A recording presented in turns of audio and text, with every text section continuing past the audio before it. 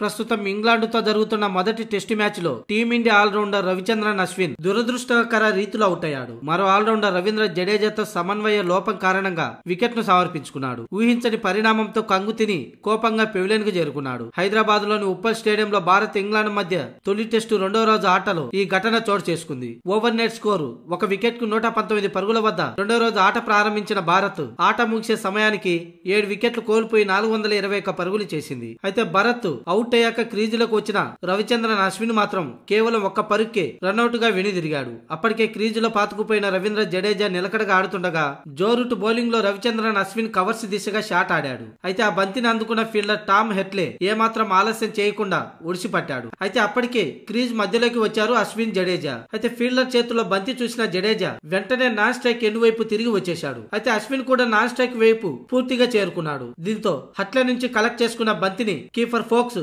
గీరాటేశాడు. మొత్తానికి జడేజా క్రీజ్ మధ్యలోకి వచ్చి రిటర్న్ గా వెళ్లిపోవటమే అశ్విన్ రన్అట్ కారణం. దీంతో టీమిండియా 7 వికెట్ ను కోల్పోయింది. మొత్తానికి రెండో రోజు ఆట ముగిసే సమయానికి భారత్ 421 పరుగులు చేసింది. క్రీజులో జడేజా 81 పరుగులు, అక్షర్ పటేల్ 35 పరుగులతో ఉన్నారు.